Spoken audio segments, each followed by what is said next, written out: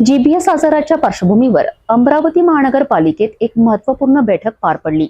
मनपा आयुक्त सचिन कलंत्रे यांच्या अध्यक्षतेखाली घेतलेल्या आढावा बैठकीत आरोग्य विभाग, पशु विभाग आणि खासगी रुग्णालयांनाही सतर्क राहण्याचे निर्देश देण्यात आले आहे।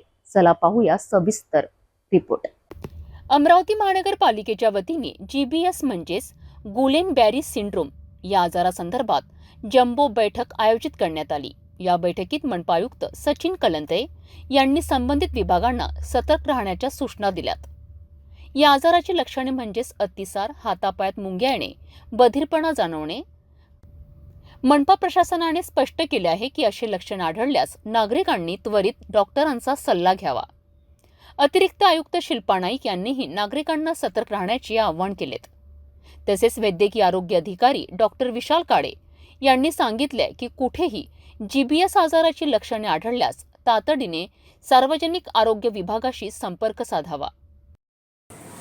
जीबीएसच्या प्रादुर्भावाच्या अनुषंगाने अमरावती महानगरपालिका क्षेत्रामध्ये सर्व जिल्हा शल्यचिकित्सक त्याचबरोबर खाजगी रुग्णालयातील विविध डॉक्टर संघटना त्याचबरोबर आरोग्य विभागाचे कर्मचारी आणि महापालिकेचे अधिकारी यांच्याबरोबर समन्वय बैठक घेण्यात आली। त्याच्या अनुषंगाने जीबीएसच्या प्रादुर्भाव अमरावती महानगरपालिकेमध्ये असल्यास काय करायची कारवाई आणि त्या अनुषंगाने कशा पद्धतीने ह्याच्यावर नियंत्रण आणता येईल या संदर्भात विविध विषयांवर चर्चा झाली।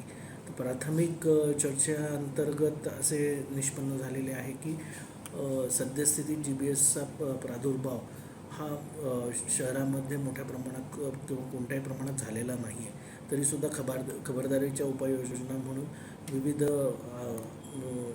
जे प्रॅक्टिशनर्स आहेत, जनरल प्रॅक्टिशनर्स त्याचबरोबर ऑर्थोपेडिक आणि इतर सर्व सर्जन्स यांच्याबरोबर चर्चा झालेली आहे आणि ह्याच्यावर लक्ष ठेवण्यासाठी त्यांना सूचना देण्यात आलेल्या आहेत। जिल्हा शल्यचिकित्सक डॉक्टर दिलीप सोंदडे यांनी स्पष्ट केले की सध्या जिल्ह्यात कोणताही जीबीएस रुग्ण आढळलेला नाही।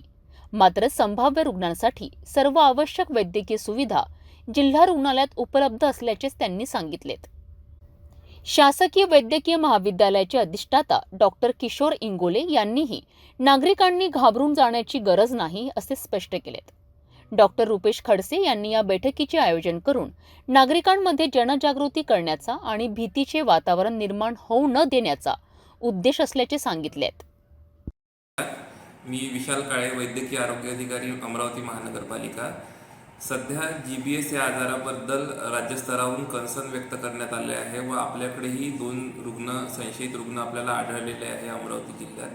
त्यामुळे जीबीएसबद्दल आपल्याला माहिती असणं आवश्यक आहे।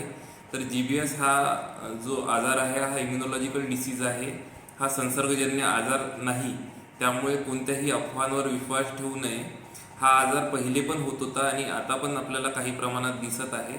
या आजारात मुख्यत्वे आपला लकवा, पॅरालिसिस सारखे आपल्याला थोडंसं अंग गळून जाणे आणि त्या पद्धतीचे सिम्पटम्स असतात आणि त्याला आपल्याला लगेच जर दवाखान्यात दाखवलं तर बऱ्यापैकी त्याची ट्रीटमेंट होते। पण समजा आपण लक्ष दिलं नाही किंवा काळजी घेतली नाही तर त्याचं सिव्हिरिटी वाढून उपचार घेणं आवश्यक पडतं।